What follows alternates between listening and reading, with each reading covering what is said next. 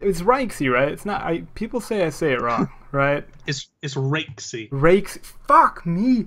Okay, Raikesy.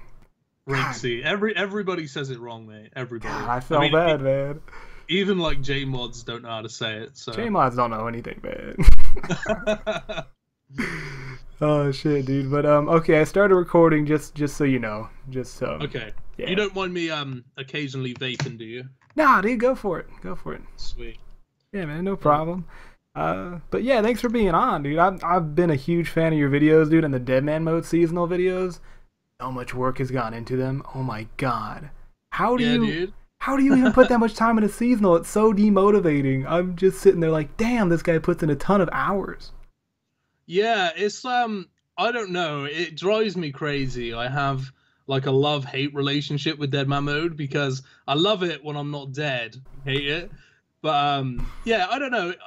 I guess it's just that I love the idea of it. I love the whole Dead Man Mode concept. Like everything about it to me just screams at me. It appeals to me. Like the fact that you get to kill anybody anywhere and you get their fucking bank key. It's like amazing. that's just a genius idea. Right? It's so genius. The only bad thing is that it actually becomes Dead Man Mode by the end of it. So there's only the first day really is the best day, and then the first week is like the best thing you'd ever have, and everything after that is, well, Dead Man Mode. That's what I hate about it.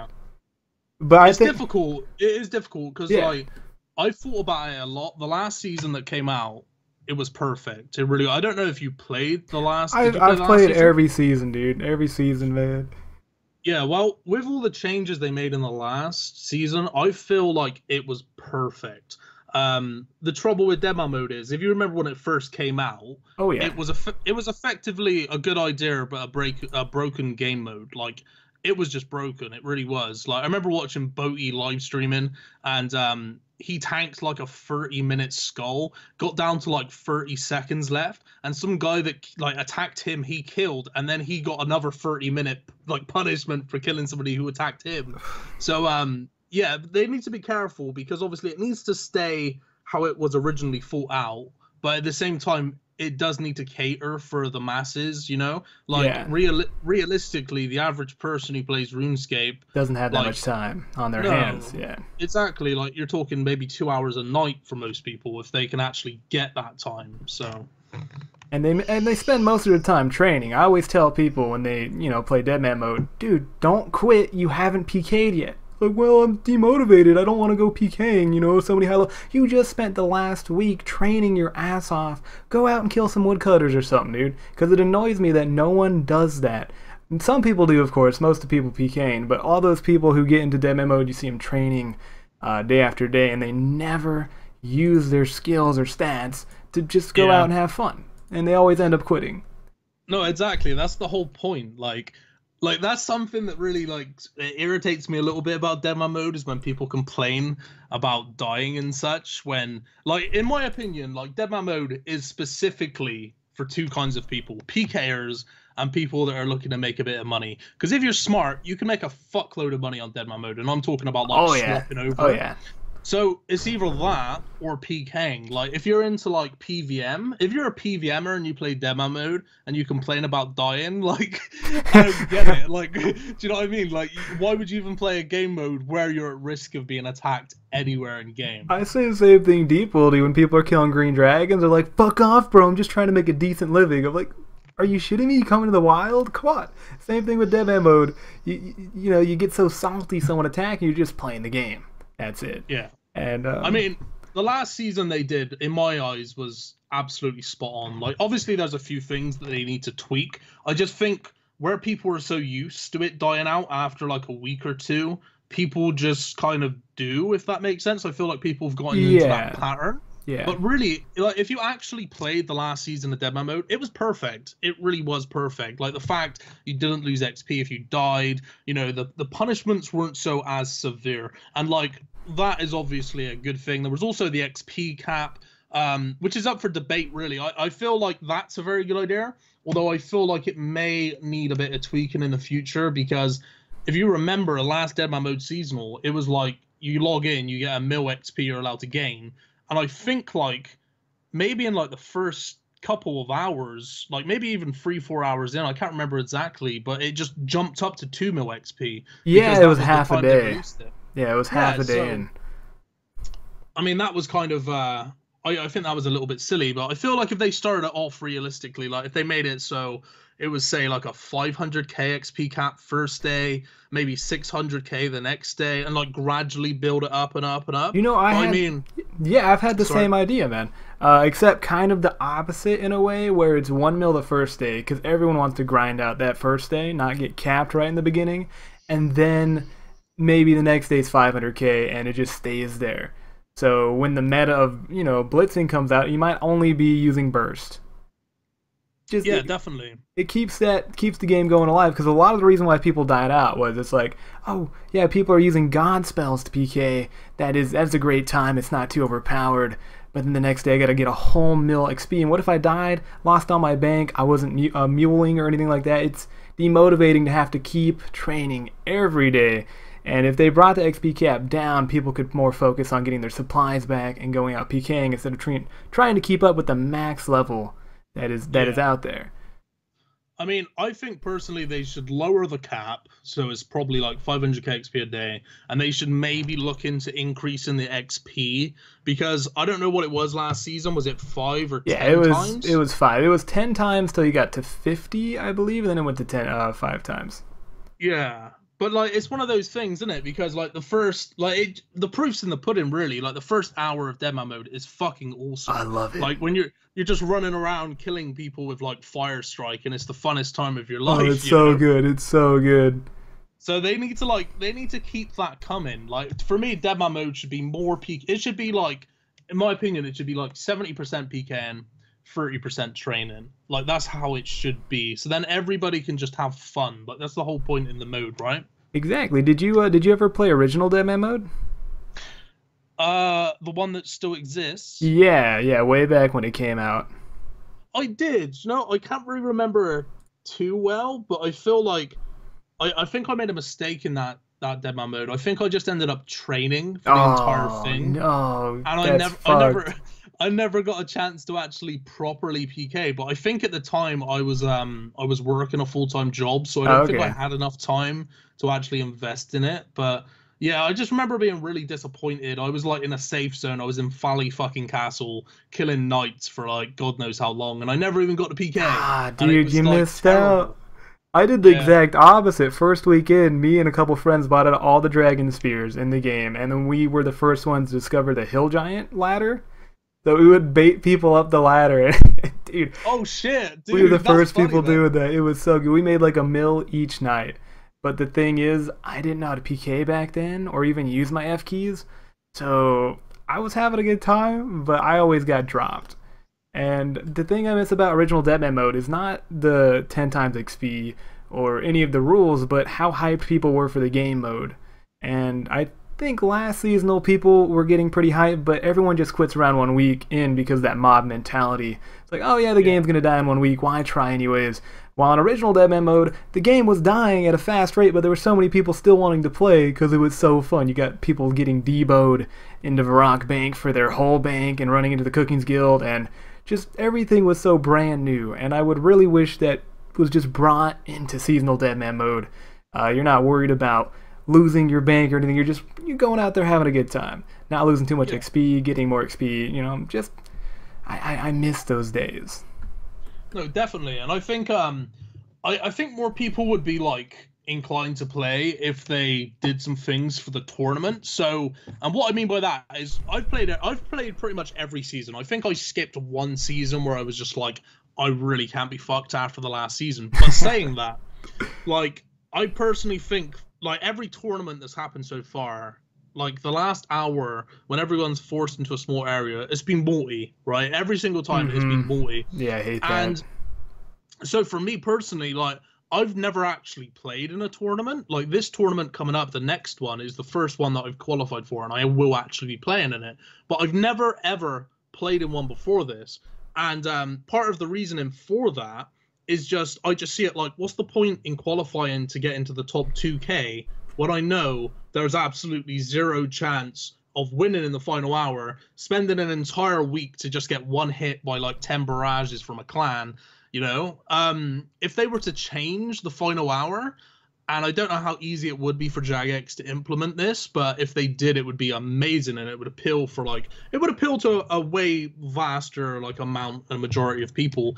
Is if they made it into like a single tournament towards the end, and I do actually have like a bit of an idea of what they could make it into. I don't know if you played RuneScape a couple of years ago, but if you remember when the trade limit was removed and staking was removed, they bring out this thing which was in the Jewel Arena, which was I remember tournaments. That. Yeah. You remember that? Yeah. So there was like 30 people thrown in for like a pot at the end of it if you won. If they did something like that, where in the final hour, say everybody's forced into like a certain area, and within that area, like say there's a 2-minute fight limit, so there's 2,000 people in the final area. It'd have to be pretty damn big, admittedly. But if they made it so you are targeted against somebody, like same kind of thing where like in the Jewel Arena tournaments, you're targeted against somebody, you have 2 minutes to either kill that person or do as much damage as you possibly can. The person who obviously has done the most damage goes through to the next round, or the person that dies is kicked out. And then you have like a minute sort of time wise to go back to the bank, resupply, and go for the next fight. Now, I don't know how realistic that is, but if they were to like do something like that for the final hour, like I would hands down be hyped for every single fucking one. Like I'd get 2,000 total, let alone 1,000, you know? No, I feel you. I don't know how realistic that is, but at the same time, I do think it's the RuneScape mods. It's their job to think of a way, because right now they're just throwing money at Ra every tournament, and it's not even fair because you always got like 10 or 20 Rot members and they're just killing each other at the end of the tournament. And at the end of the day, when you watch a tournament, who are you rooting for? You're rooting for the underdog, not even a clan, for a single player. So why? No one's excited. No one's excited. No, I mean, it's so shit.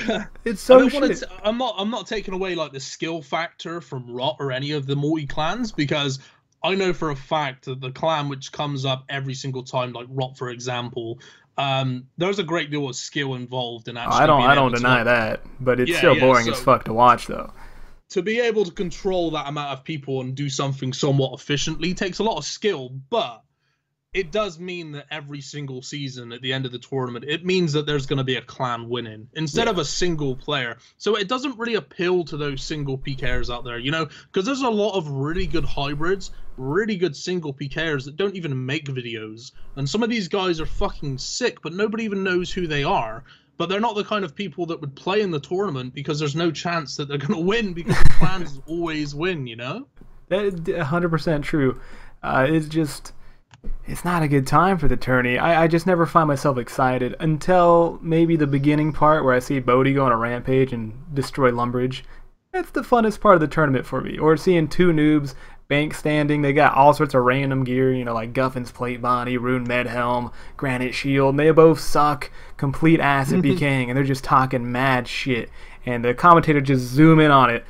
That's the best part of the tournament for me. Yeah. I really could give less of a shit what the $10,000 goes to. It really breaks my heart because seasonal is for single PKers, but tournament, no, definitely not. Definitely not. Yeah, I mean, it definitely caters for multi-clans for sure. I mean, when you say it like that, it sounds quite like anticlimactic, really. It starts off good and then eventually it does. Like, it's the same thing every time. It is every time you get into it. It's just all your favorite people end up dying. You're like, oh, there goes Bodhi, or there goes the Wooks, except Wooks won every time. But yeah, no, something does need to be done. Like, I'm not saying they have to do it every time, because I admit there's a lot of skill involved in multi, but if they were to, say, mash it up every other time and made it single to multi, you know, like, I just feel like that would bring more players into it, I guess, and it would make people more inclined to actually get into those top 2,000 on the scoreboards and actually get into the tournament. I wish. If I worked for Jagex, I would find a way. But since I'm not getting paid, I'm just going to sit back and laugh at them. Because, dude, it's just such a huge thing for advertisement on Twitch and RuneScape. And YouTube just gets so many people into the game. And when you watch a clan absolutely decimate just people, and it's a boring tournament to watch. It's not like a League of Legends tournament where you got 5v5 skillful and it's a huge pot and they're doing all sorts of moves. It's just a huge brawl. You can't even see what's going on. And at the end of the day, and who wants to play that? Who wants to play that? You know what I mean? It's supposed to get more people into the game. That's why RuneScape throws all this money into it. It's an advertisement, pretty much. Well, I mean, that's the thing. Like, Jagex, the thing is, Jagex are good because they will listen to the players. If somebody comes up with actually, like, a good idea which they can actually implement, I'm sure that they'll do the research and try and do it. Because at the end of the day, right, this tournament, Deadman Mode, is the first thing ever in RuneScape which has a structure, which is a tournament, which is competitive, and is also a great way of advertising for new players. And what I mean by that is if you look on Twitch when Deadman Mode's going on, like some players, like streamers like Boaty, like I've seen him almost at 30,000 live viewers. Like, holy shit, you know, that's like League of Legends viewer-wise. Like, you don't see that on RuneScape every other day. So, you know, it's a great opportunity for Jagex to really get stuck in there and see what they can do with it and see if they can expand the community pretty much. I know, I've been roasting them the whole time, but I got to give it to them. They're actually doing a really good job of advertising. It's gotten a lot more people into the game. It's just, I think they could do better. After 5 tournaments with the same ending, all they're doing is playing with the gas mechanics, and they're not really solving the problem. They're like, oh, maybe a single PKer will win. Please bet your life on that. It's not going to happen. I think one single PKer did win, but he was back riding off of a lit clan, I believe. Was it the second tournament or the first tournament? He won in Barbarian Stronghold. Do you remember that? No, I don't remember. I think he pretended to be a single player and he just took all the money or some shit, and that was kind of funny in a way, but that was messed up. But yeah, other than tournament, dude, because I don't know. There's not really anything that we can do, sadly, about that, because I'm just not going to play any more tournaments. But I've been thinking about DMM Seasonal and how they only last a month, which is just the right amount of time. What if in between those DMM Seasonals, they could open up maybe a couple servers and just open up a DMM Seasonal for 1 week with, I would say, you know, different rules. You know, maybe no protect prayers or something like that. So completely different servers, you mean? Yeah. Like completely just different games. There doesn't have to be a cash prize. I mean, they could probably add one if not, but I think that would, because a lot of people only play seasonal. I know Monty is a big guy who just PKs all the time, but right when seasonal happens, he just grinds it out. And I think it'd be fun to have these mini seasonal servers pop up out of nowhere with random rules we can vote on, maybe range and melee only, or just, you know, monsters drop 10 times items, 20 times XP. You know, sky's the limit here, and I think they'd be pretty fun to just dive into and have a good time. Yeah, so are you talking at the same time when seasonal demo No, in between. Ah, yeah. I was gonna say, because if it was at the same time, the trouble with that is it would split the community. Oh yeah, in a way. You wouldn't want that. But if it's when seasonal's not happening, yeah, that'd be fucking awesome. There'd be like constant Deadman mode. Are you talking about like a weekly reset or something? Yeah, and it just happens, maybe, I wouldn't know the time zone, but then the servers would, they would not reset automatically because then it would get old. But they could bring it back every once in a while, and we could start up a Reddit forum, you know, vote on some rules. I could think of a bunch of rules that'd just be fun off the top of my head. I just would love to dive into that. Well, I mean, I like the idea of it, but what they could do is they could just put that onto World 45 Deadman mode. World 45 Deadman mode is a dead thing. It really is. No, it's not, dude. It is so dead. It's ran by one clan, and it's so cancer. I know, cancer. But the thing is, I get people commenting on my YouTube all the time, telling me to make an account on there so I can advertise it. I know everybody, like they all comment on my videos asking me to do that. And to be honest with you, like, there's great potential. Imagine if what you just said, if they were to just implement that into World 45 Deadman mode, where they were just like, this week on World 45 Deadman mode is double drops from any PVM boss, you know, stuff like that. Because like, you got to realize, like, we have something like, I don't know how to explain this. It's like, instead of bringing out something completely new and kind of like ignoring what there currently is, they could just focus on fixing what there currently is. World 45 Deadman mode, like, I would probably play it if there was a GE. There's not even a Grand Exchange. There is so much fucked up in World 345, my friend. It should be burned to the ground. Everything demolished, just make everyone angry on those servers. They're just so bad. It's ran by clans. Everyone has OPS armor. There is no GE. The trading market is cancer. I mean, if you switch it up every other week and with different rules, I mean, yeah, maybe it would bring some people into it, but I would rather see a fresh restart where people can just PK at the low levels and grind maybe for a night to have fun the next day, and then just see a bunch of clans still taking over. Yeah, like, there is a big issue with World 45 Deadman mode, and that's clearly the fact. There's people with fucking max capes in World 45 Deadman mode, and then there's like people that just begin level 3, and those max cape players can attack those level 3s, obviously after the 6-hour protection. Like, that is an issue, but it's not to say that World 45 Deadman mode has to be like seasonal. Like, they could cap it. They could make it similar to like the PvP system, where like if you're a level 3, you can only be attacked and attack up to like say like a level 30 or level 40 or something like that, to make it more balanced. Because you are right. Like, if you were to start playing World 45 Deadman mode today, you'd get so far. You'd get your 6-hour protection. You'd probably make some good progress. But then as soon as somebody sees you, if they just want to kill you, there's nothing you can do. Like, what is a level 60 going to do against level 126? Like, not very much. This is my problem. Even if they implemented all the rules, they gave it a GE, PJ timers, all that sort of stuff, and you start off, and say you max out your account. Well, 126, you got prayer. You're still going to probably have to swap to afford any of that gear. And when you do find a fight, it's one world. The places are going to be camped. And they're just going to tag team the shit out of you. And max gear AGS, it's insane. To fight a Brid fight, because I watch Brid fights a lot, World 345, I love to watch people lose absolute bank. And they're never under 99 HP, because it's such a risk. So that would be Bridding in 345. That's what you're training towards. It's not my idea of a fun time. I don't know. Swapping all my money over and just brewing all the way up. It's difficult because, like, imagine being in Jagex position for that. Because obviously there's an issue with World 45 Deadman mode when it comes to fairness for new players wanting to begin. And then there's obviously the people that have played it to the point where they have fucking max capes. And it's like they can't just remove it at this point because people have invested so much time and effort into it. Is it times 10 or is it times 5? It is times 10. It's times 10. Okay, but I mean, still getting a max cape even on times 10, that's a lot of effort, you know? Like, a lot of hours would be put into that. It would just, like imagine doing Runecraft until 99. Just imagine that, full stop. I don't know. Even if it was 10 times, it would still be slow as fuck. I don't know what's making these people do these things, though. They might be slightly autistic, because, like, what's the point?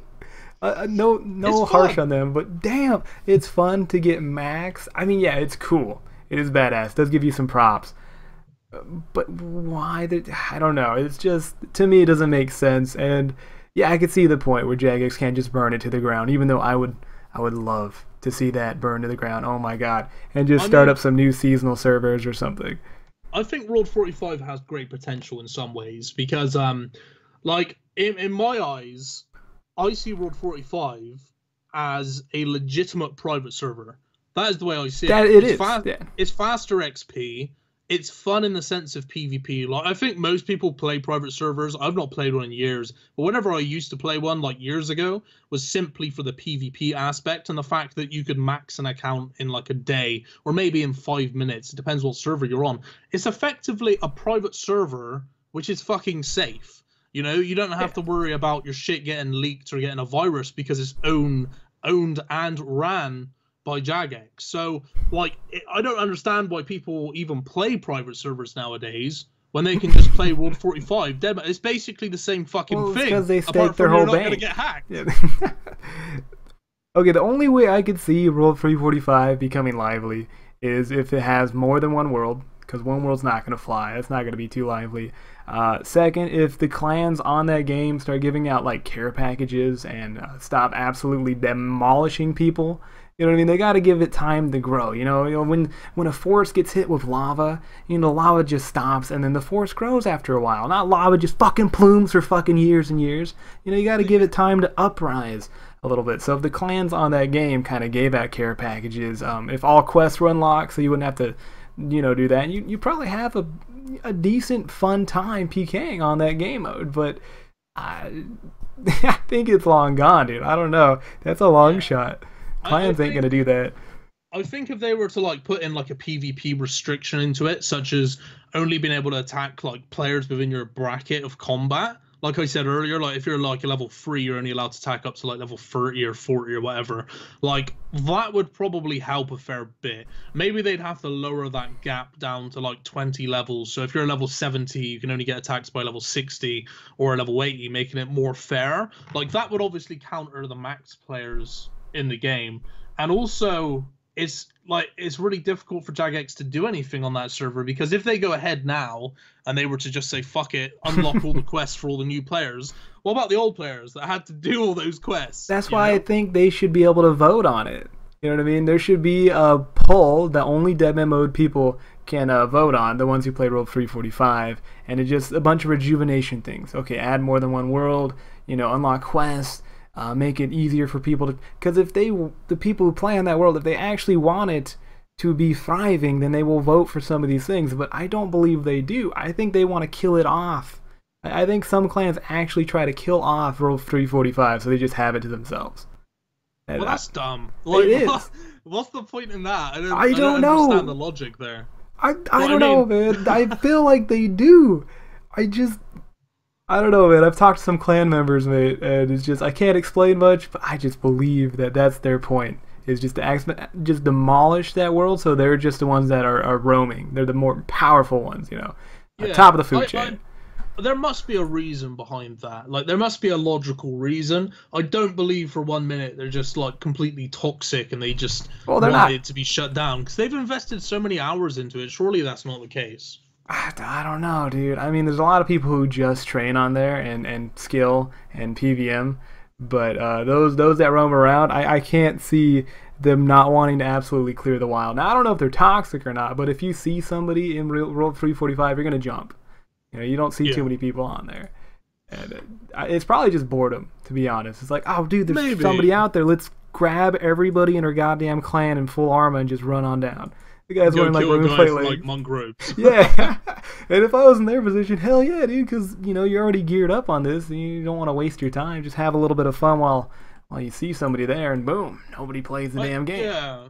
I think, like, Jagex have a really golden opportunity here, because I personally think it could be a really good way that they could battle against private servers. I don't really know if there's much of a battle there anyways, but I know that they're against private servers, so why don't they just, like, effectively make World 45 better than fucking private servers? Because there's so many perks. Like, there's really no cons. They just need to, like, it needs a bit of, you know, it needs a little bit of touching up. They need to think of a few ideas to, like, bring it back to life. But like, it could definitely be something to counter private servers for sure. There's just so many perks. Like, I think the biggest one being that, you know, you're not going to get, like, ratted, hacked. You're not going to get a virus.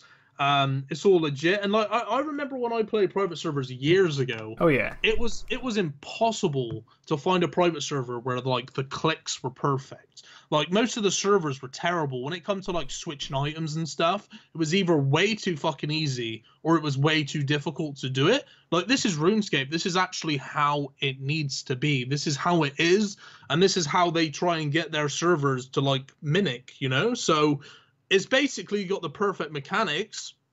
It just needs the perfect kind of game mode behind it.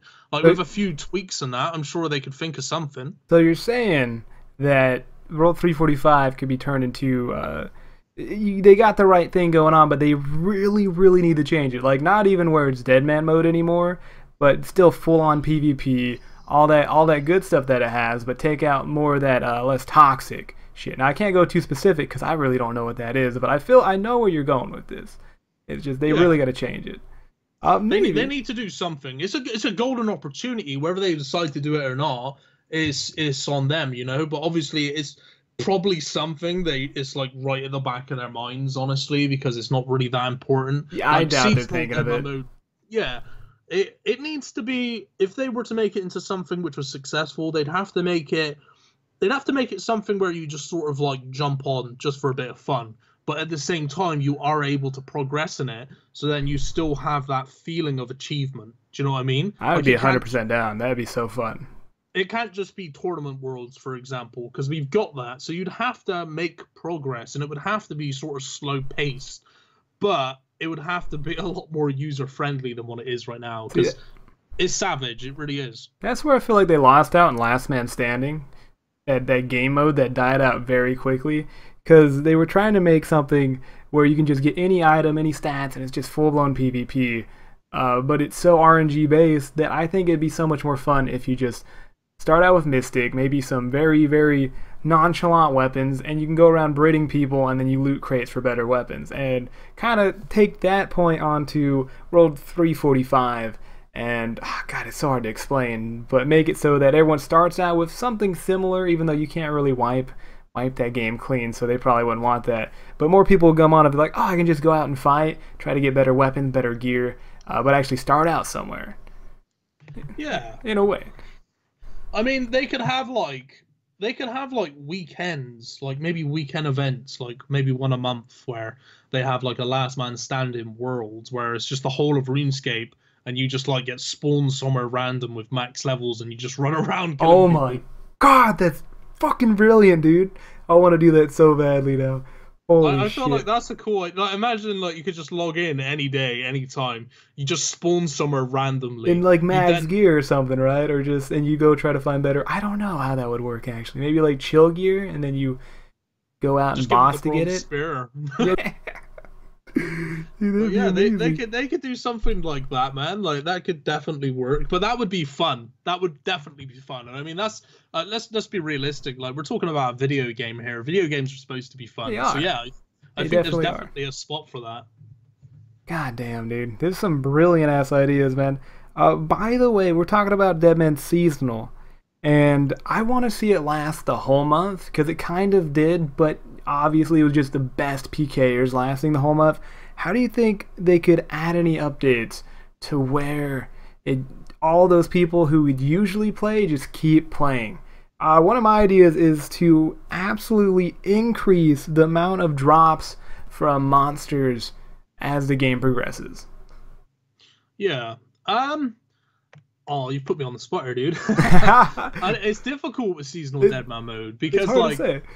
Yeah, in my opinion, like the last season, like I said, I think that was perfect. I think, you know, the punishment and the reward, like they were quite balanced. Obviously, there's things that need to change in terms of XP caps and whatnot, but I really don't know what they can do. It's really difficult, isn't it? Because I guess the easier they make it, it's gonna devalue it. You know, so they can't just make it. They can't just make it easy as hell, where you log in and you can max an account in like a day. Well, yeah. Yeah. At the same time, the way it currently is, like for example, something I really dislike about seasonal Deadman mode, which I'm guilty of myself, is swapping. Because it basically just gives an unfair advantage to those people that have money on the real game, which, like I said, I'm guilty of doing, but I wish there was a way to counter that somewhat. If they were to like slow down the amount of gold that could come into the game and just be traded off to one person through swapping, and I don't exactly know how they would do that, because I know they tried it in one of the seasonal demo modes. It didn't go too well. They made it so you couldn't trade, but then people were just killing the people that they needed to get the money from and stuff like that. But if they came up with like a way to stop swapping, like I'll tell you something, right? There's never been a rule against swapping, but if they were to actually bring out a rule where they stated, if you are caught swapping and we have suspicion that you swapped, your account will be removed from seasonal. You won't be banned, but you will be banned from the seasonal, but you can go on and play RuneScape again. Like, I think that alone would like dissuade people from doing it. Like, I know sure as fuck I wouldn't do it. You know what I mean? Like, people, as content creators, wouldn't swap if that was the case. And if it was actually a good system and they set it out so they could catch people doing it, it would be good. But it would be really difficult for them to, like, you know, see the difference between somebody, like, trading their friends some GP and then somebody actually swapping over. So, I don't know. It's really difficult for seasonal. I personally think what they did in the last season was perfect. Maybe people just need to give it more of a chance, but that's asking quite a lot. I believe that too. I wish people would give it more of a chance, but we got to get them excited about it, because I always say this, we're not excited about people who can PK in DMM mode. We're excited for those people who can't. Because those are the people we feast on. That's the fun part. And we need more of those guys in the game to fuel us, pretty much. Just going out and murdering them. And that's why I'm saying that boosted economy. So say day 1, everything's the same. Day 2, everything's the same. And then as the days progress, maybe day 4 and day 5, 2 times, 3 times drops from monsters. So if you go to rebuild, you just start killing shit. It'll pop more loot. You can sell it, get more GP, get back on your feet. Because that would also counterbalance swapping. Because you could actually go and get your own GP instead of having to swap for it. And you could actually catch up to those who have decent gear. Yeah, because currently, like, I'm not very good in terms of game knowledge when it comes to like bringing GP into the game, other than the pyramid, which is in the desert. Yeah, I love pyramid. that. Like, if you've got an ult that does that, like, that's a good 200k cash, solid cash an hour. 200k an hour, mate. You crazy? Yeah, it's good. 50k an hour, man. No way it's 200k. No, well, it depends what your agility level is, but I think once you get to level 72 agility, you stop falling, and it is about 200k an hour. Like, it's a little bit over 200k an hour, but damn, son. Yeah, it's one of those things. Like, I don't really know how to make money. Obviously, there are ways of doing it. There's smarter ways of doing it, such as like catching lobsters and sharks and relica, things like that. But like for the average person, like we got to think in terms of. Like, if you're playing the game for, like, 8 to 12 hours a day, yeah, sure, you can stay ahead and you can keep making that money. But for the average person that can only play 2 hours a day, I think that's the main problem, is it doesn't cater for the masses. It just caters for, like, the minority, the people that actually can play all day. And obviously, they get super far ahead. The people that have to go to work all day, they get on for 2 hours, they die to somebody that's, like, 30 levels higher. And they're just like, why the fuck am I wasting my time on this game? Yeah, I feel you, dude. That's why I'm saying if we boost the drops, we just absolutely inflate the economy. People are going to be like, oh, okay, I played 2 hours. I get maybe a set of rune killing, I don't know, cast druids. And the people who play all the time, they're rocking good gear and runes, and they're just solid to PK the whole time, and they're killing people for decent gear, because those people aren't going to be muling if it's easy to get shit. Now, it's going to take away from the value of actually getting a huge bank key, but overall, I think if they just kind of do a little dribble effect as it goes on through the week, it will be less noticeable in the first week, but in the second and third week, we're still going to have content to do. You know, you're still going to be finding people at Blue Dragons and out in Greens trying to make absolute bank just because the drops are better. So are you talking about just like changing the drop tables completely, or just like making the rewards they currently have a lot bigger? See, I don't know, dude, because it'd be cool to put like drops, maybe like 1,000 coins every other kill, so people could actually have a steady inflow of coins. But at the same time, I haven't thought about that too much. I'm just really talking about multiplying the regular drop table that it already has. So you kill a green dragon, you get 2 bones, but it's not like that the first, second, or third day. It would be like that a couple days in when the economy starts to die and people actually quitting because they can't get enough money. It's like, oh, the multiplyer's ×2 now, or ×3, and it just, and so on and so forth. So more items get into the game, more people can play, more people have money, and boom, they can start PKing again. Yeah. I mean, it's tricky, isn't it? Because if they make it so like every bloody goblin you kill, you get 1,000 gold or something. Oh, that'd be OP. I love that shit. Yeah, if they did that, that'd be crazy. But then can you imagine the prices of like brews? Fuck me, it'd be like 2 mil a brew. Well, yeah, but that's the same thing there, dude. If Toadflax seeds and Toadflax, maybe they add a Toadflax drop to Chaos Druids. So it would be less rare. You chop a tree, you're more likely to get bird's nests. They could start filling up the supply that meets demand. Everything could even out if it just inflates, and it's going to be really inflated. That's why I don't know. I would like them to test it out in one of those fun seasonal weeks if they ever had one. But I think it's a fun idea, but it's probably unlikely to happen. Oh yeah, probably not. You know, Jagex would have to change drop tables for like monsters and stuff like that, and it would probably be a hell of a lot of work. For a very uncertain outcome. That's what you think, but they already have a bracelet that doubles the drop of a Slayer monster. So, I mean, it would be the same effect. Yeah, I guess. I don't know. It's so difficult. I personally think they need to reward people for PKing. Like, when I heard about the cap, for example, this season, when I heard about the cap for a mil XP a day, my plan going into it was easy. Gonna train, get a mil XP, and then I'm gonna go PKing, rinse and repeat every day. But even with the hours I was putting in, I wasn't able to hit that cap.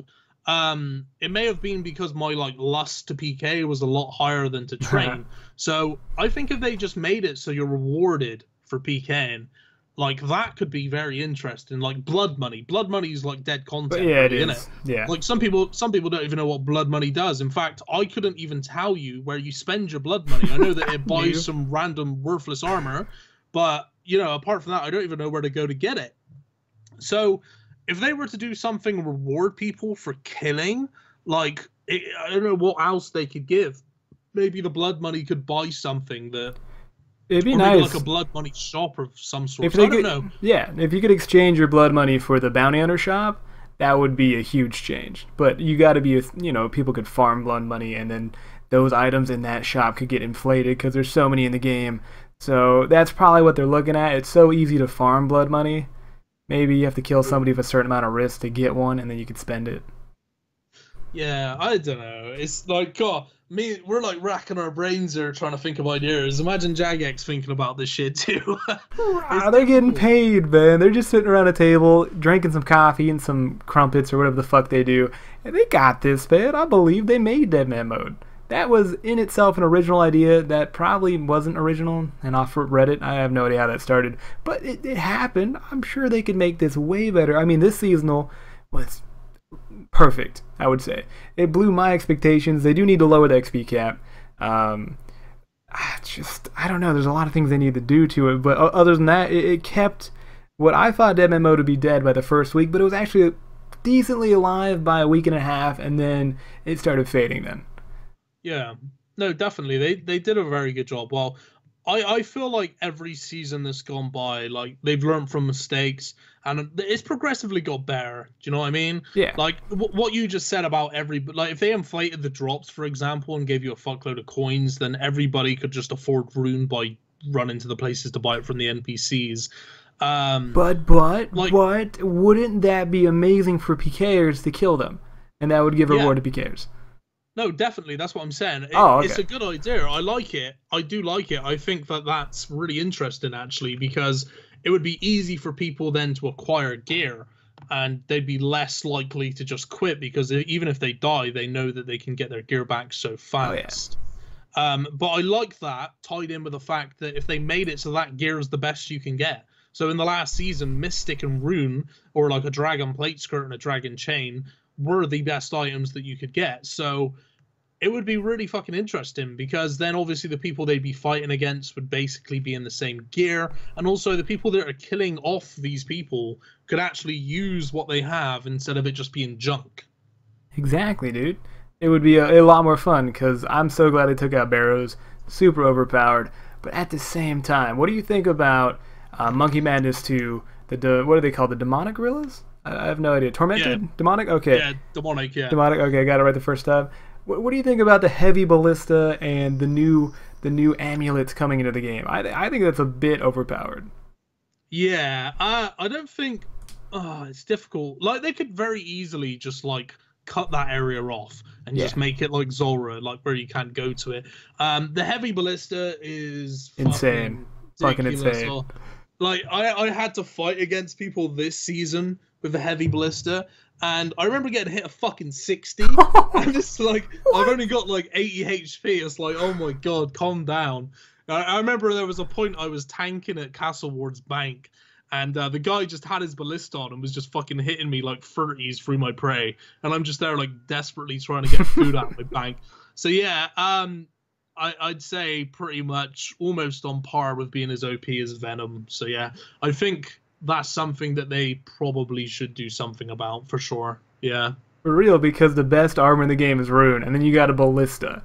What? Yeah. That's it's not murder. very balanced. You're right. It isn't really balanced, no. That's how I died. A guy had a whip, a fury, and a ballista, and I teleported into Camelot. Hello, death. Splashed him 20 times, and I just died. It was over. There was nothing I could do. Yeah. I mean, they could counter that. They can easily take that out of the game. That'd be amazing. it's almost like an instance. I don't know if you've ever gone to Demonic Gorillas. Yeah. You jump over a fence. Like, they just need to get rid of that fucking style, and then it's done, you know? Like, there's no way to get through. But it's funny because me and a friend of mine, a YouTuber called Pking. I'm not sure if you are familiar with that YouTuber. No, I have not.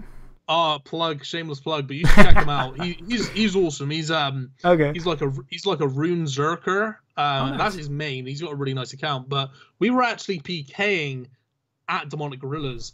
So just before you get into the cave, they have to run through like a very small piece of multi to get there. And we spent a fucking day there. Spent a whole day. We didn't kill a single person. It was so depressing. Like, we were scouting them as they were running through, and eventually, like, they started to recognize our scouts. Oh. And it didn't work out. But we caught a few people there for like black masks, dragon skirts, whips, and stuff. I'm sure as hell if we had like a couple more people, we would have got the kills. But it just came down to like a lack of DPS. Like, we weren't able to kill them. We didn't get good specs. But there was only 2 of us, you know. So it's a nice PK spot. But you're completely right. I don't think there's a place for heavy ballistas in the game, while there isn't a place for barrows. Like, if there were barrow armors to like counter the power of the ballista, then maybe, but that's something that I'd say the majority of people playing DMM Seasonal don't want to see in the game anyways. Not even, man. That is not no bueno right there. Yeah. And speaking of overpowered, what do you feel about the Gmaul? In deadman mode? Yeah, it's insane sometimes. I mean, it's not accurate, but in a blink of your eye, you're just gone. Now, I think because so many higher levels safe up, that is the only way to kill them is going with Gmaul through robes, and that's what you see all the time. You never see someone using a DDS. Do you think the Gmaul is a game changer if it was taken out of the game, or is it just fine? I think it's fine. I don't think, like, admittedly, it can hit fucking huge. Like, you could potentially hit like a 40-40-40. Yeah. But the chances of hitting that are so slim. I don't really see a problem with the Gmaul, honestly. I think it's fine. I just think I don't really know. I'm just thinking, why is it so fucking cheap on the main server? It's like 40-30K for that thing, and it's an absolute beast. It is. I think in the main game, I know on a pure that if you use a Gmaul when you're like hybriding, people like, that's the only thing. Like, it's funny because pure fighting is like the most toxic, cancerous kind of fighting in game. Yeah, if you pull out a Gmaul, you get flamed for it. It's like, I hate people who do that shit. It's like, I'm allowed to PJ you, I'm allowed to flame the shit out of you, I can TB you while you're fighting me 1v1. But if I as much as pull a Gmaul out, I'm the like biggest piece You're of Hitler, shit dude. Fuck you, man. Yo, Gmauls are just bad taboo in the pure PK world, because no defense, max hit of 37s, who's gonna want to fight that, dude? It's over. It's so overpowered. And just showing that in the DevM mode, I don't know. It's like, I'm fine with the Gmauls because it's always been that way. But just looking at it as you just lose so much on death and you could die just to RNG, because I like skill-based gameplay, it's got me thinking a different way. It really sucks to see all these end-game fights where they're Bridding and they're walling and they're doing such beautiful things, and it just ends with a Gmaul. I would love to see the DDS come out to play just a little bit more, or an Abyssal Dagger. I don't know. I haven't seen an Abyssal Dagger into play yet. Dude, you know something weird actually? When I got the Inferno Cape on my main, I tested out the max hits with the Abbey Dagger and the DDS, and the DDS hits a lot higher. Like, it's broken. Like, I think the max with an Abbey Dagger with max strength and 38, right? It was under 40-40, I know that. And with a DDS, it was like 46-46, I believe. So I don't really know what the fuck's going on with the Abbey Dagger. I think it's more of like a poke weapon. You're meant to just train with it. Yeah. It's meant to be like used like a whip, I guess. I don't really know, but yeah, the problem with Deadman mode is like the bank tanking, man. I think that's a bit of an issue, to be honest. Like, Jagex have countered it. They've made it so if you take food out of the bank, you can't instantly click it. But the fact that you can go to the bank, obviously people are going to do that. Do you know what I mean? Like, people aren't not going to go to the bank. And when the game slowly starts to die off, that's all you get. Like, the only place you're going to find somebody is at the banks, because there's so few players, and banks are key places for people where they have to go to restock. So, yeah, it's one of those things. I really don't know what they can do with seasonal. I think I think there's a lot of potential, and I think the way that the last season went, I think that they got it spot on. I think with like a few minor tweaks, they could make it cater to the larger audience, and I think that's probably the best we're gonna get, honestly. But I'm pretty happy with it. I don't really see too many changes that need to be done, other than like the heavy ballista and stuff like that. Yeah, I agree, dude. I just, I don't know. I miss the nostalgia of the old Deadman mode where noobs were welcome and they didn't quit, even if they got absolutely dropped in the safe zone by an Ice Barrage or Gmaul. They'd just be on, 2 minutes later trying to sell whatever they had in the deposit box. And I just wish they would cater more to those people, those very, very newbie people to Seasonal, because they bring life into the game. Oh yeah, without a doubt. Yeah, dude, it's like the more people you have to kill, the better the game. Not the more people PKing, which PKer versus PKer is pretty fun. But, to get more people in the game, you're going to need to hunt people down. And somebody's doing God damn it. Sorry. I want to see those people get excited about the game, flock back into it. XP caps are too big. I don't know. I was going to say something about the freezing. I think it's a little too long or a little too short. No, too long. The freezing. Sorry, when you freeze somebody and then you try to teleport away, my bad. I think it's a little too long. I think it should be a little shorter. Because clans, if you don't do it exactly right, then again, there's a skill towards it. But if you don't do it exactly right, clans can just mass click on you, and then you're PJ'd. Yeah. Like this season, it was a case of you would have to hit the entangle or the barrage, and like instantly within the second walk underneath them or walk somewhere where they can't attack you, and that was your only chance to get away. I had so many escapes this season. I escaped from clans. It was crazy the amount of times I escaped and I was completely out of food, and I'd been fighting them for so long. Like it must have been quite triggering for quite a lot of them. Like I don't know. It's really I love Deadman mode. I personally like fighting clans. I enjoy it. I think it's more to do with the fact that, like, you're there, and if you're a solo player like myself, you're fighting against one person while, like, 4 of their buddies are waiting, and they're jumping at any moment they possibly can. But if you can, like, at the very least, make the person you're fighting out of food, almost kill them, or make them have to off you, it feels like a win. Do you know what I mean? Oh, it's yeah, like, it's even though you've spent 30 minutes and you've lost like a mil in supplies, like it feels good. It really does. And I was quite surprised this seasonal, man. Like, I think the PKers, the clans, they want people to play, because I had a moment this season that was like, it was like unbelievable. I'd never seen anything like it. So I was fighting this guy at Castle Wars who was quite a higher level than me.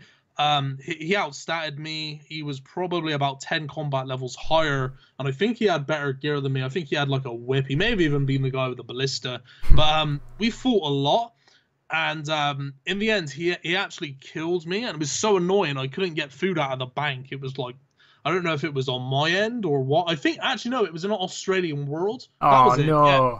It was Not an that Australian world. Worlds, and the ping and like the response was just shit for me. Like, here's me complaining about it, yet the Australians been playing on our servers for years. Feels bad, man. It's ironic, really. Yeah. But yeah, the guy killed me. Long story short, I walked back there, and he gave all of my stuff back. And I'm talking like dragon plate skirt, like high end shit, like some of the best gear you can get this season. He just gave it back to me and just said, "I'll give it back to you so long as you don't quit." And he's like, keep making content, because obviously he wants more people to play. Like, the more content creators that like actually play the game, the more advertisement it has, the more likely our viewers are to go play it, because they see us having fun. So that was really nice for me. It was like faith in clans restored. I was like, they're not all bad. They can be nice. Dude, I think I saw that episode, man. That was an intense fucking fight. I'm not even sure why you fought that guy, to be honest. That was insane. Okay, one last thing though. For DMM Seasonal, this seasonal they actually tried to, I believe, I heard it from a couple people, but they tried to pay the AOA Gold Squad money to continue playing DMM Seasonal the whole month. They paid, in real life, so they just play and get more people in the game. Now, what do you think about RuneScape sponsoring streamers or content creators to play the whole month of DMM Seasonal? I don't think it's like a bad thing. I think it's a good thing, really. Oh yeah, I me mean, too, me too. If there's potential for us to get paid, but I'm quite ignorant to stuff like that. I don't even know who AOA2 is. Do you know who Bodhi is? I know Boat. Oh yeah, I know there's a guy called Tom, and yeah, his name's like Big Nose AO2 or something. yeah. yeah. I know those, but I didn't even know it was like a network of some There's sort. 5, I believe, 5 people in that group, and they all stream RuneScape. Oh my god. One sec, my friend. No worries, dude.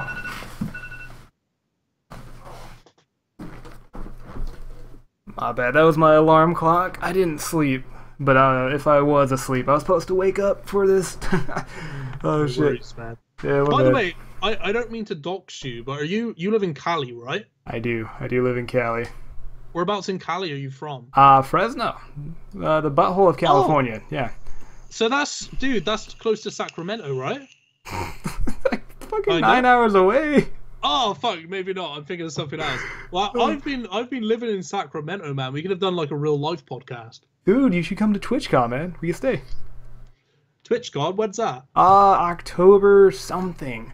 But what they're gonna do is they're gonna have 3 days, and you just go in, and they're gonna have a party on a haunted boat or something. It's got like drinks and shit like that. And I get seasick. Just a heads up. Oh, it's not actually. It's I think it's a ported boat. I don't think they're gonna go out the fucking bay at night. You badass though.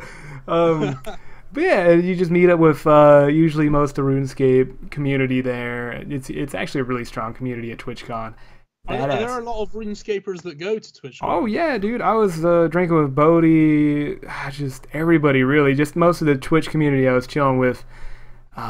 Scale Specs, of course. I met Chris Archie, MintMadCow, because they flew out there because that was when the TwitchCon was actually airing the DMM tournament live on their channel.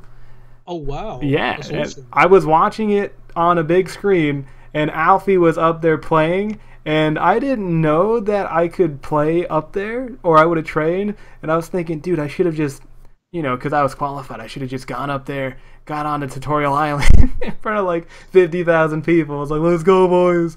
Last hour. Oh, that's awesome. But have you ever been to Runefest, or did you plan on ever going? Dude, that's so far away, man. If I heard they pay for some people, but I doubt that I'll be on that list. But I would love to go to RuneFest. It'd be badass.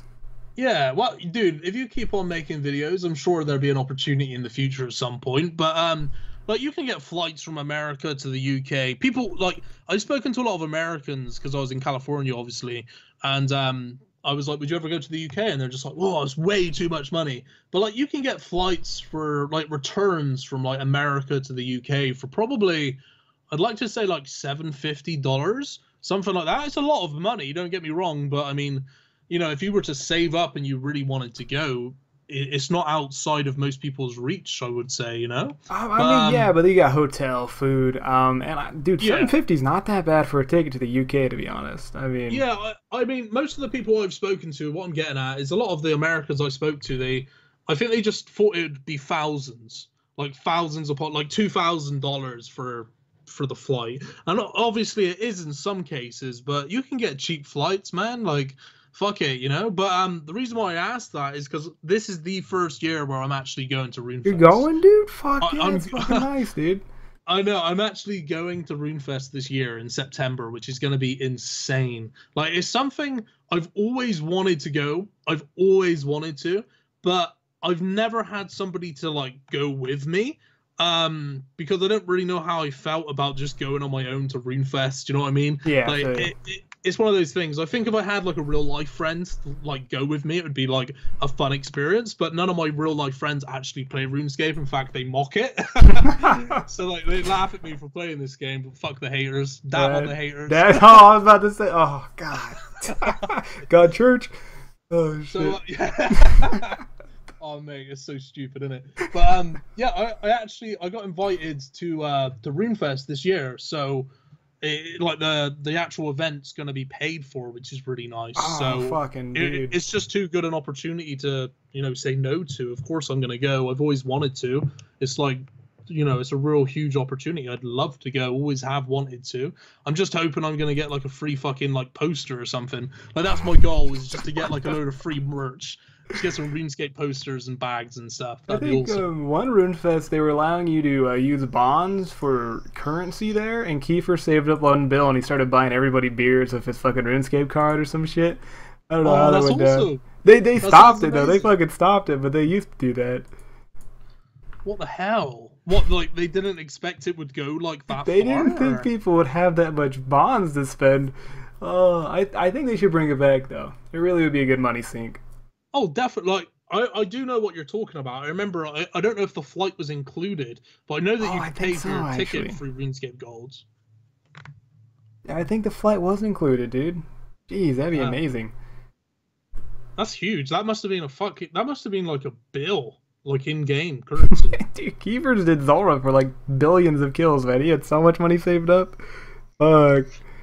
Holy shit, man.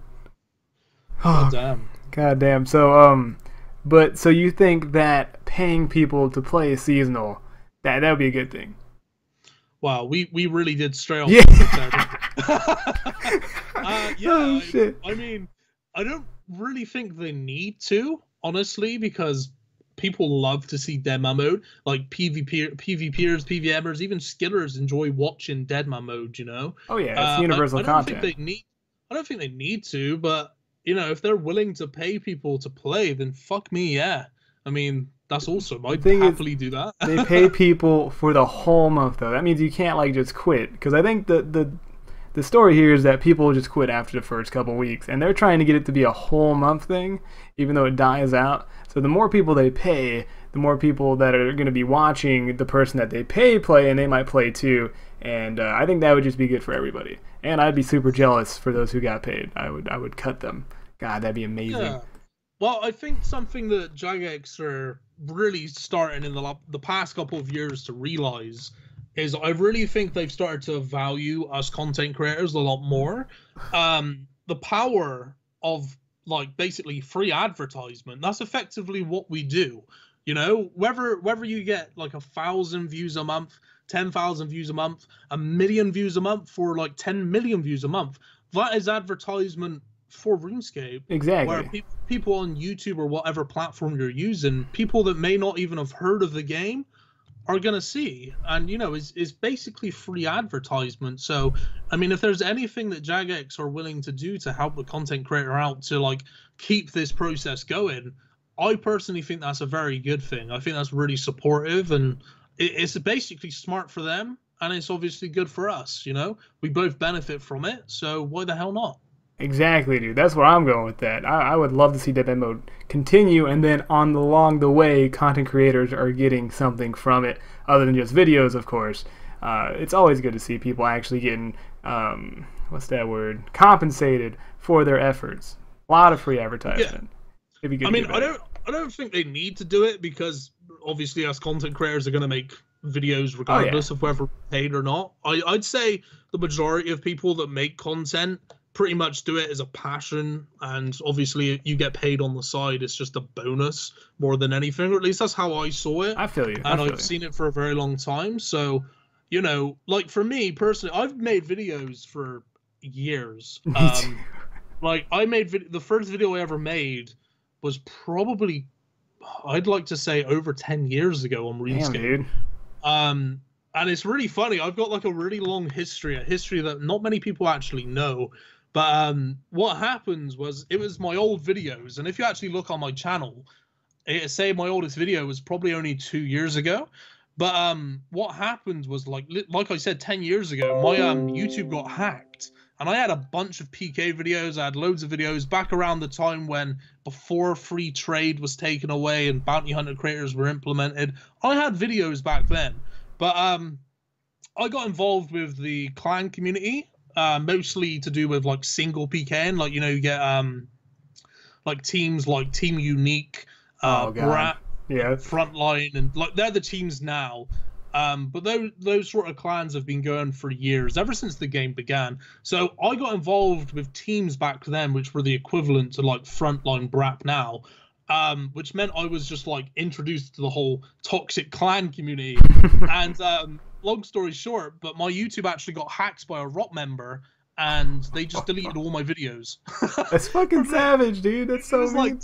was like 10 years ago. I just remember I like went onto my YouTube one day, and it was when YouTube was totally different. All of my videos were gone, and there used to be like a sidebar on people's profile where it would give like a brief description, and it basically said, I'm not gonna say the name, but it had a rock member's name there, and it said subscribe to my YouTube.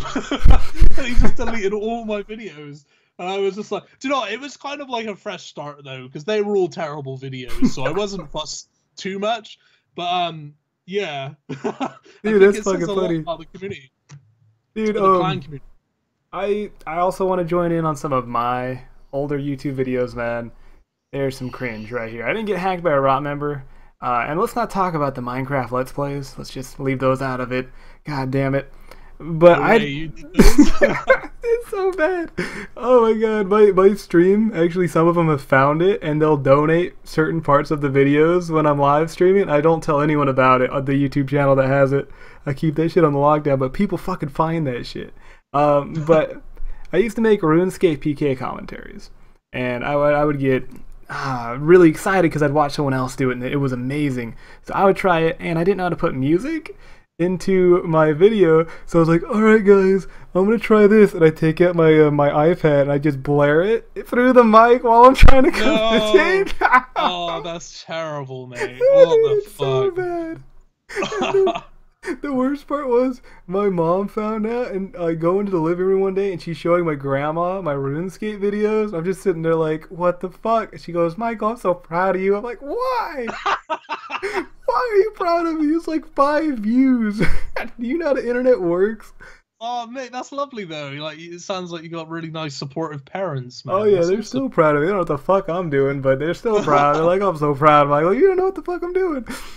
Oh shit. Oh, that's awesome, mate. That's good to hear. Fucking hell. I just get like, I get mocked for my videos, mate. Like, that's pretty much all I get from my family. Your videos are fucking sweet though, man. Dear God, that one Pure PK video you did with the editing, holy shit, that brought me back to 2007. God damn, son. Yeah, the old school PK video that I did. How long did that take you to make? It took me a couple of weeks, I want to say. Holy fuck. The thing that was the most disappointing about it, right, was like, I had this mindset at the time. I was like, do you know what? I really miss the old PK videos. I watched them all the time, like really old school PK videos, and I was like, I want to make something which is like a oh, what's the word? A tribute video. So yeah. Even in this video, I actually said this is a tribute video to the legendary PK Kids rank. I knew I wasn't going to make any money off of it because there was copyrighted music on it.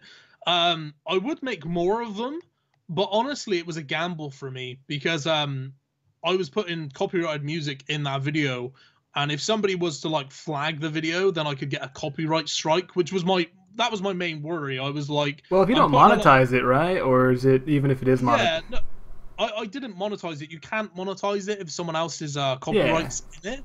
So, like, that was a problem, but something annoying about that video is that half of my audience couldn't actually watch it. It was banned in a bunch of countries. Like, I got a bunch of comments on it saying, why can't I see any of the video and stuff like that? And I actually re-uploaded it onto Twitch, and unfortunately on Twitch, like, half of the audio was completely muted. So you can just see, like, the actual PKing, but you can't hear anything. Try uploading it on Twitter, dude. Just... Oh, I could do actually. I never thought of that. I don't even think I was active on Twitter at the time. I'll retweet it, dude. That video is amazing. I'm so glad I got to watch that. That was fucking awesome. God damn it. It was fun to make, man. Because like back in the day when I made videos, like that was all I did. All I made was PK videos. I just put some dope-ass music in the background, edited the video to the music, and just had fun with it, you know? Yeah. And you know, I wasn't getting paid back then. I just did it completely for fun. It was like, I want to go PKing. I want to make this video. I want it to look fucking sick. And I'm going to find the bomb-ass music for it and, you know, just make a masterpiece. And I used to love doing that. It's just a shame because it's like, I would do it. It's not the fact that you don't get paid for it. That doesn't bother me. It's the fact that I don't want to risk my channel. Like, yeah, I don't want to upload them just in case people start to like, you know, report me for using certain musics and get strikes on my channel. Like, I wouldn't risk it. And it's annoying because honestly, like the non-copyrighted music, it's okay, Yeah. but it's nothing. It's nothing on proper music, you know. If you find remixes of your favorite songs, most of the time they're not copyrighted. They're not the same, but there's some really fucking good remixes. Like I found a remix of "Let the Bodies Hit the Floor." It was all right. I got to use it in my video non-copyright, so I mean, it does the job, but it doesn't have that same feeling. I know what you're talking about. No, definitely. How long have you been making videos for, anyways? Oh, dude, I've had so many channels. Me and my friend used to make videos back in the day together. Used to make Minecraft videos. Oh, fuck. Just, I don't know, man. Ever since I guess it would probably be like 2008. I would say 2009. Ever since I found out how to hypercam. And then, Hypercam. Yeah, hypercam was the shit, dude. Oh my god. Unregistered hypercam too. Ooh, I remember those days. It has to be unregistered. If it's not unregistered, get the fuck out. It's the best videos right there. Yeah, man. Oh my god, it's crazy, isn't it? Really, it's funny because like when I started making videos properly, like this time around my actual channel, when I started making videos properly, there weren't that many RuneScape YouTubers, or they were either didn't upload anymore, or they were huge. There was no middle. There was no like between 1 to 100,000 subs. Those channels, they were just like, they didn't really exist very much. There was only a few, and it's interesting now because if you go onto like YouTube and type in RuneScape, there are so many content creators and so many people make videos nowadays, and it's awesome. Like I encourage it. If anybody wants to make videos, you should go ahead and do it. You really should. You know, because it's advertisement for the game that we all play and love. And at the end of the day, if we can make the community bigger, it benefits everybody, you know? I feel you, dude. I actually have a guy, like, you just never know who subbed to you, too, when you get him back in a RuneScape. I have a guy, I think Sparkles, 1.9 million views. He just commented on my video. I'm like, what the fuck? Why does this guy watch me? You just never know. You just, as many people make videos, you just grow, you get more people into it, and maybe those people who watch you, maybe they're bigger, they'll start playing RuneScape, get people into it, and it's just a chain reaction that hopefully ends well. Fuck. Oh, definitely. I think it's a really good thing. I love to see up and coming YouTubers. It's really nice. And I find that like new YouTubers in our community, they always have like these awesome, like fresh, original ideas. They come up with something which is like just completely new to the community and blows everybody away. And it's just refreshing. It really is. It's really nice to see. Unlike Framed. I love Framed. I love Framed, man. Yeah, dude. Oh man, do you know what? Framed is probably the person I'm looking forward to the most meeting at RuneFest this year. I love the guy. I think he gets shit when he really doesn't deserve it. No, I love Framed too. It's just a meme. I mean, I remember when the what was that Dragon Claw meme? What was that Little Did You Know? I watched Frame's videos. 6 of his inboxes fucking uploaded every day. First thing you saw, little did you know, it was like, oh, a plastic bag or some shit. You know, it's just so fucking good, man. I love the RuneScape memes, or Torvesta's sister. I Google or YouTube Torvesta, first thing pops up sister. I'm like, how is this? Really? It's amazing. What the fuck? Yeah, it's great. I love it. Oh my god, it is as well. What right? The fuck? What the fuck, dude? Yeah. Torvesta's sister, Torvesta Derma mode, Torvesta Cave. Like, Torvesta Cave, dude. Oh, dude, look up Sick Nerd, man. Does the first thing that pop up is load? Oh no, it just says Sick Nerd Twisted Bow. Ah, damn. Sick Nerd Dab. Sick Nerd ate his own. Yeah, there it goes. No, that's what the fuck. Man, that's some funny shit, dude. The RuneScape community come out with some funny things. I'll give them that. They're amazing, dude. As toxic as some of it is, the majority, they know their memes, and it's a wonderful community. Oh, definitely, yeah, 100%, man. Like, man. When I think when people start memeing on you, like that's when you know you've made it. Right, exactly. It's like if somebody creates a meme about you, like you've made it. You're doing well. Did you know I used to have a meme about being in a wheelchair? Wait, who? Me. No. In the beginning of my streams, I would never stand up because I always had my underwear on. So every time I went to go get water, I would turn off my webcam. They're like, why would you just stand up? And I'm like, because I don't want to show you my underwear. My dick's going to pop out. Like, dude, are you in a wheelchair? Oh, mate. And so later, they kept saying about that shit. And I'm like, guys, if I had a rap name, what would it be? And they're like, Two Wheels. And I'm like, oh, for fuck's. And that shit still haunts me. That's funny as fuck. I don't really know if there's I don't think I have any memes about myself, honestly. Like there may be some. I think probably the thing that gets said the most is like when I say idea. When I say I have an idea, people like make fun of the way that I say it. But I can't help that, man. Like I'm from the That's South. a great way. It's a great way to say it. I'm from the South, and we really pronunciate our R's like quite strongly. I guess. Yeah, kind of. Yeah, but we're like farmers down here, or we would have originally been farmers, you know. So yeah, that's where it comes from. But I don't really think I have too many memes about myself, honestly. But yeah, it would be funny to see some. But it's usually just plays on how I've said a word like differently, like Dorix or something like that, and just how I pronounce things. Sounds like you're talking about the bulwark, man. I mean. Dude, I can't help it, man. It's just the way I sound, you know? I wish I had an accent. Oh, God, I sound so white. I need one. Fuck, dude. Well, dude, I'll tell you something, because I was in California, like, can you imagine my accent there? Like, people just don't fucking stand me, man. Like, that's one thing they get. Like, and something really, it kind of irritates me a little bit, is, like, whenever I was in California, if I went to, like, a store or something to get some food, like the ladies, the cashiers, they would hear me speak, and the amount of times I was asked if I was Irish blows my fucking mind. It's like there are more accents from England other than Irish people. I didn't know that. I'm sorry. I'm California, man. We don't get taught that shit.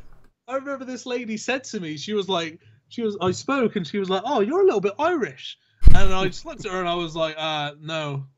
Not at all. And she's like, "No, there's a little bit of Irish in you." I just didn't say anything. I was like, "Okay." I was like, "Yeah, sure." I was like, "No, I'm like the complete opposite to somebody who's Irish." And you'd know within an instance. Do you like the drink, bro? Yeah, I do. I don't know. That's it's pretty Irish. But that's an English thing, man. Fucking hell, you want to go to Scotland? You want to hear the Scottish, mate? Oh my god, that's hard. Yeah. That is a hard accent. I love the Scottish accent. It's so difficult to understand, but it's like a Jamaican accent. It's funny because the UK is so small, but there are places in the UK you would go and you just would not understand a word that people were saying. And that goes for me as well. If I went somewhere in the UK, there's a lot of places where I wouldn't understand what they're saying. The accents change so much from just like each 100 miles apart. And like the UK is tiny in comparison to like, say, America. Yeah. It's fucking tiny. It's interesting how just so close together, but you sound completely different or different languages. You gotta love humans, man. They always fuck shit up, man. So good. Yeah. They always fuck something up, man. Oh god damn it, dude. Holy shit. We literally talked about, I think, everything in Deadman mode. Pretty much, yeah. God damn. I don't think there's too much more to cover about it. Nah, really, dude. We should get hired to be fucking J-mods, dude. Damn, son. I've always wanted to be a P-mod, but I didn't know how to do it. You just run around muting people, dude. It's pretty easy. Yeah, I remember watching a video about that. There was this guy that made a video on how he became P-mod, and this was a few years ago. And he said he just went to World 2 and just reported like 50 people, and then he got an email the next week asking if he wanted to be a P-mod. It was as easy as that. I don't even know how you do it, man. Is there a place like on the site where you can apply? No, they just kind of look for you, I guess, like a scouting thing. I have no idea. I want a job where I can go out to Green Dragons and just click on a bot and they just disappear. Pay me $1 an hour. I will do that. Don't pay me. Just let me do that. I do that Holy for free, shit, dude. That'd be amazing. I could clear out so many bots. It would be insane. I just end up going to Bandos and just like banning the people that are in there to get a free room. Just like walking. I don't think I'd be a very good P-mod. I like as much. I'm respectable in that, but I do like to troll at the same time. Do you know what I mean? So yeah, I feel you. I don't think it would work out. I'd be a pretty bad P-mod too. Do you know who they should make a P-mod? Who? Cattails. Are you sure? I know cats. Yeah, kind of. Yeah. God damn it. He'd make a good P-mod, man. Sure, dude. I'd love to see P-mod Cattails. That'd be hilarious. If I got P-mod, man, I would mute pretty much every clan I've ever seen in the wild. They are so toxic. Oh my god. Oh man. Don't give me that power. I would mute all of the wilderness. Easy. But the thing is, like, you got to realize the people that are toxic in RuneScape now are mostly kids, man. There's like, no way kids play RuneScape, man. There has to be. No, like, some of the shit you see, they have to be kids. They are. I promise you, I've literally heard frontline TeamSpeak. They're all over 20, and that goes the same for Ra and every other clan out there. That's absolutely toxic. The trouble with clans, man, is like if you're in a clan, like. You're very well, most people in clans are so fucking full of shit. I'm not gonna lie, they're so egotistical. Yeah, it's disgusting. And I can honestly say that because there was a time when I was the exact same. I was a lot younger. I was in single PKing clans, and the thing that I enjoyed the most in the game was killing people and talking shit. Like that was it, you know. But people grow out of it, and people don't. It's like interesting because I was in a clan, I've been in quite a few, but I was in a clan with people probably about close to 10 years ago, and they're like the same age as me, and we were very toxic back in those days, and like, you know, I thought that they'd grow out of it, and probably about 3 years ago, I rejoined the clan Brap, and there's some really lovely people in that clan, and there's also some people that aren't so lovely. Oh, a little bit, eh? Yeah. But one of the people that I'm talking about was the same age as me, and he hadn't changed a bit. Oh, like, that's sad. He was the same as we were years ago, and it was like, Jesus Christ, man! It's like, are you ever gonna change? It's like it's a video game. Like you don't need to take it so seriously. If you die to somebody in this game, you don't have to come up with a million excuses to why you died. You died. They may be better than you. They may not be. Who gives a fuck? It's a video game. Dude, I had a guy trying to skull trick me for robes on my pier. Like how? It blows my mind. Yeah. I mean, I think when you throw a bunch of like egotistical people into like a group, it doesn't help. And I think that it's very hard for them to then kind of like actually be a decent person, I guess. But they're not all bad. Like there are some nice people. No. Just like in my old clan, like Brat, for example, they're some of the kindest people you'd ever meet. Some of the most generous people I've ever like been fortunate enough to know. You know, really nice people. I get onto with them to this day, but I really do think it brings out the worst in people. I really do. It doesn't help that you're not face to face. Like it's completely all done behind a video screen. You know. I always blame it on mob mentality, bro. Like if you got a bunch of angry people and then you recruit one guy, that guy doesn't want to feel left out, so he'll start being retardedly racist and toxic too. And it's just there needs to be a positive clan every time they kill somebody. Like nice eyes, bro, and then they just rip their ass. It's like the reason why I stopped single PKing was because it just gave me a fucking headache. Every time I do it, it was just so toxic and just like, I don't know why I'm doing this. I felt like an old person. Like I just couldn't get into what they were sort of enjoying about it because it just seems that flaming and when you kill somebody is like the most enjoyable part. I just couldn't get into it. It just gave me a headache. And that's part of the reason why I ended up leaving the single community. Just single community is so cancer, bro. And a lot of them are so egotistic to the point where they think dying is not skillful. You know, I think dying actually sometimes is skillful because you learn from it. But they will, if they die, they will change their username. Oh man, yeah. Dude, I remember back in the day being in single clans. This is how fucking desperate they were, right? I remember this one time we had a run-in with this other clan, and one of our clan members killed one of theirs. And within like literally 60 seconds, they had posted a picture of the person who died from their perspective to us with a disconnect saying that he got DDoSed. And we looked at it, and it was so poorly photoshopped. It was just like, are you fucking serious? It was like, are you fucking serious? Like, that is the length they went to try and cover a death. Who gives a fuck? I mean, Chris Archie made a really good point. He said something the other day, I heard him say it, and I really liked what he said. He said something along the lines of, look, there's very few of you, so, you know, the least you can do is kind of try to get on. Because if you haven't noticed, like, single clans, they hate each other. They absolutely detest each other. Like, they're just like nemesis, you know, and they talk shit. And they're playing the same game, too. It's like, what the fuck? There's so few of them. There's probably, like, single PKers that purely single PK, there's, with all the clans now, I'd say there's below 200, maybe even 100 of them.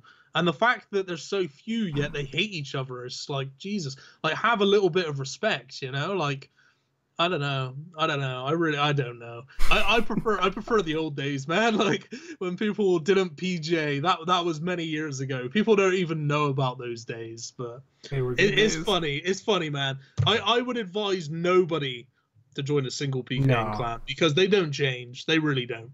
It's funny because I remember back when I started, the very first time I started joining single PK clans, you would flame people and you would be flamed. You'd be called a PC prod or freshly off the boat. And what they'd be referring to was the fact that pest control had just come out. And they were saying that all of these new PKers had trained their accounts through pest control. And it's so petty. Yet now it is so funny because now I hear stuff in 2017. Bear in mind that was almost like 10 years ago. Now in 2017, they say you're a Nightmare Zone prod, and it's like, god damn. Like, who gives a fuck, right? Like, Jesus. But the thing is, the people that have actually played for that long, like myself, we no longer care. We're just like, yeah, like, you go ahead, man. You be angry. You say what you need to say. If it makes you feel better, go ahead. Fuck it, you know? Oh, but it's always happened. It always will happen. In 5 years from now, when it's like, God, what would it be in 5 years? 2022? Yeah.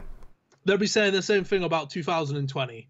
Do you know what I mean? And it's stupid. It really is stupid. Dude, that Photoshop shit, though, that's so good. Just imagine their TeamSpeak. There's this one guy who has Microsoft Paint, and every time a clanmate dies, like, all right, Jimmy, it's your turn. He's just fucking over there. But the best thing about it was literally 60 seconds like that. As soon as he died, you can just imagine them like, oh, shit, and then just quickly trying to come up with it. And it was so, like, out of line, I don't even think it was, like, straight. It was just stupid. Like, the lengths that they go to cover this shit up is... it blows your mind. It really does. That is the best thing I have fucking ever heard, man. I love that shit. Oh, just the other day, I was getting attacked by a clan. I anti-PK'd one of them, dropped him with my maul. The rest of the clan started spamming their name after the guy dies. I'm like, how are you proud of that? Yeah, that's our clan. See that guy on the floor? Like, what the? I'm looting. I'm like, what is wrong with you people? Just fuck, dude. Oh, they're retarded. The single community for you, man. Yeah, I don't think it's going to change anytime soon, but I think, although it's bad in a lot of ways, it's also beautiful at the same time. You have to appreciate it. It's art. Like, if it wasn't like that and everybody was friendly, it just wouldn't be as fun. It wouldn't be the same. It really wouldn't. You gotta have somebody to hate, you know what I mean? Exactly, yeah. They're the trolls in the wild. Oh, shit. Definitely. But it's like they're just so, like, a lot of them are just so boxed off and, like, they just can't think outside of the box. Because I remember when I left the single community, like, I was at a point, I was doing a series on YouTube. This is when I had, like, 1,000 subscribers, right? Ew. And it was like this. It was either a case of I stay in the single team and I PK all day long, or I leave and I try and make something of YouTube. That was the position I was in. And I felt very... what's the word? I felt very, like... compelled? Not compelled. I felt like I was forced to stay with the PK team because, like, this is how, like, boxed off they were. Like, I was being made fun of because I was trying to actually make something of nothing, effectively. That's what I was trying to do. Yeah, they would, like, mock me for, like... They call you, like, YouTube heroes and, like, you're like the YouTubers are looked down upon for actually making something of their lives. But it's interesting because, you know, in the year that I decided to leave PK and just went for YouTube, I built a channel with over 45,000 subscribers, which is fucking mind-blowing. And it's like, what have they done in that year? And, you know, I know that a lot of them, and I think this is well-known knowledge for pretty much everybody in the single community, a lot of them like real world trade, and that is kind of like their accomplishments of the game, is the fact that they've been able to convert money in-game into real-life credit, you know, and that's what they use as their kind of like trophy. And it's kind of pathetic, honestly. It really is. It's like, you know, you haven't really done anything, so how can you mock somebody for trying to do something better with their time in life, you know? That's so weird, because every time I see another single clan, and they upload a YouTube video, usually like maybe 20, 30 views, shit ton of dislikes, and you got like maybe 5 or 7 likes, and then their clan members down below like, wow, this is the best video I've ever seen. Like, they're trying to fake be the audience. It's like, no one can enjoy this shit video because it's so bad. It's just people tagging on some guy with no risk, maybe a shit song in the background and horrible quality.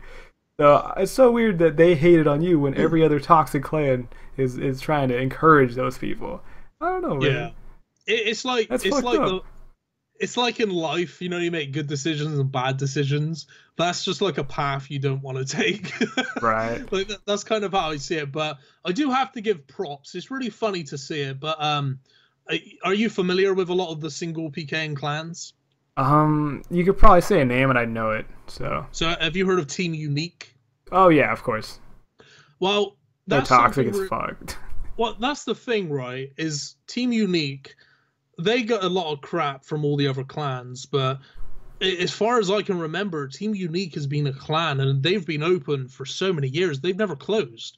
And as much shit as they get from other teams, they have never closed. Whereas the like up-and-coming single clans that last for like a couple months, maybe a year or two, they all eventually end up closing, and Unique always stay open. And as toxic as they are, and believe me, I've been on the bad side of that, in a way, I do have a lot of respect for them because they never gave up. They kept going. Like, even with like the odds they had, they had like way smaller teams at times. They never quit. They kept pushing. They never closed. If they had like a bad session and a bunch of them died, they never closed the clan. It just kept going. They're probably one of the oldest single clans that is in our community to this day. And I don't really think they get enough credit for what they've actually been able to overcome. And that's coming from me. I'm like, there was a time when me and their leader, I think his name's like Lol Zorknot or something like that. Apologies if I'm saying that wrong. Like, we had beef back in the day. Like, me and him, like back when I said I used to PK a lot, we used to hate each other. I used to always attack him. I used to hate that guy. I always wanted to kill him.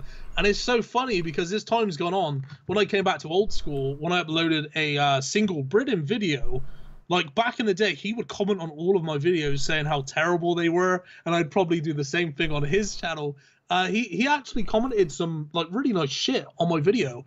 And you never see that. Like, I was in an opposite team. You never see a member from an opposite team complimenting another member from an opposite team. It just doesn't happen.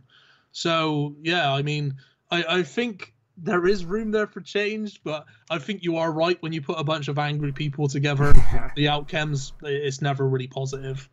Yeah, I do hope that clans stop being so negative. It really sucks when I go out in the wild and can't find shit. Because I just think it's okay, this is a whole other topic though. I mean, like, we could make a whole other podcast just on the topic of deep wildy clans, which would actually be pretty fucking amazing. I would listen to that. But yeah, it's just, I think clans are super fucking toxic, and there's some that aren't, some that are just chill and they just hashtag their name. But a lot of the people that go in the wild, because some people won't even go in the wild with no risk at all. They're scared to die for nothing. I don't even understand that. But they just, people go in the wild and then they get their fucking self-esteem fucking ruined, ripped, and now I can never kill them. I'm like, fuck, dude, there's nobody in the wild now. I just hate it. It's not gonna change. It's not really. The only thing you can do is just be positive about the whole thing. Like, that's the only way you're going to change the outcome of it. And I've seen that, like, they respect certain people, clans, and they won't flame certain people just because they respect like what they do. I think if you show like honor and you don't really care, if you go into it without an ego, like, they're not going to bite at you too much in a way. They bite my nuts off, my friend. They fucking hate me. They hate me so much. Yeah, but that's probably because every time you die, you post them a picture of a DC. Like, it looks real though, right? Oh shit! No, they hate me because I be tanking them out most of the time, dude. They'll have to literally sneak up on me, de-spear the shit out of me to kill me, which is kind of a compliment. They usually don't bring de-spears to most people. I'm like, oh, you got the spears out tonight, boys. That's nice. Oh, you can enjoy my meal. Well, the thing is, you're a target because you're a YouTuber. You've got a considerable amount of people following you. you know, you're recording, they know you're recording. If they can kill you and get into a video, that's just like street cred in a way, you know, like it looks good for them. Yeah, everyone's gonna be wearing the I kill MintMadCow button, dude. Got about 600 deaths, man. It's like, oh, I kill MintMadCow again. Oh, again? God damn it. Oh, shit.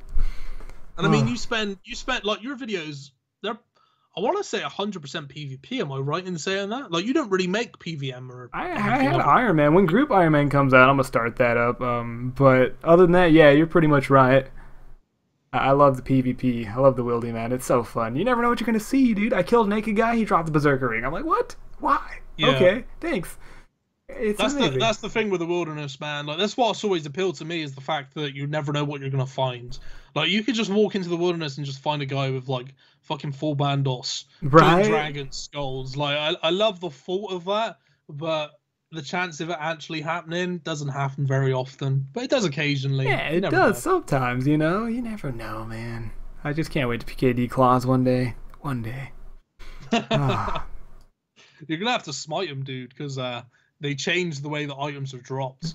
Like, obviously, back in the day, it was done by the high out price, and now it's done by the value, by the GE. A man can wish, bro. A man can wish.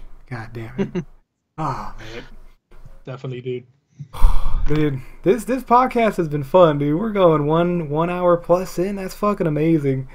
How long do you usually do these for? Oh, dude, me and Raikesy only did one for about 45 minutes, which is really fun. But I mean, we're just going off topic, talking about fucking accents and shit. Damn, dude, I would love to have an actual podcast channel where we talk about insane shit. But that's in the future. That's in the future. I'll pitch this to you. I would love to come on and do this again. I'd love to. I think it would be a lot of fun if, like, this podcast becomes like a couple permanent members, and you invite guests on and like look at, like, because I was telling you about, I wanted to start a podcast, and if you watch the Drunken Peasants, the channel that I linked to on Twitter, you'll see what they do. Like, the way they actually, like, they have segments in the podcast where they watch like videos and such. And if you were to implement that into this podcast, like, it would be fucking awesome. Like, there isn't a RuneScape podcast, is there, really, other than probably what Jagex do themselves, but there isn't one just content creators. But yeah, dude, I'd definitely love to come back on here at some time. Fuck yeah, dude. I'll have to look up a subject, and if you have somebody you want to invite on, or I've been thinking of inviting on Chunk or Iron DVS, Mika. That Mika always says, my English is so bad, they don't understand. I'm like, bitch, please, just get on. You know, somebody like that, it'd be super fun, dude. Yeah, definitely. I love just talking, shooting the shit, and, you know, kind of like a tree branch. It just keeps going. You never know where it's going to go. It's a good time. Definitely, man. I'd like I said, I'd be more than happy to come back on here at some point. Oh, it's been a pleasure, man. Yeah, bro. Well, go check out his channel. You've probably seen it, though. He has a beautiful channel, beautiful videos. Any last words you'd like to say for the podcast, my friend? If there's anybody still listening. Yeah, right? I mean, fuck you, heroes. I take my hat off to you. Fuck me. An hour and 40 minutes. Well done, boys. Well done. All right, guys. And thanks for having me, dude. Definitely, man. I don't know what you want. Let's have a bit of fun till I downfall. My love, if you feel like I do right now, don't say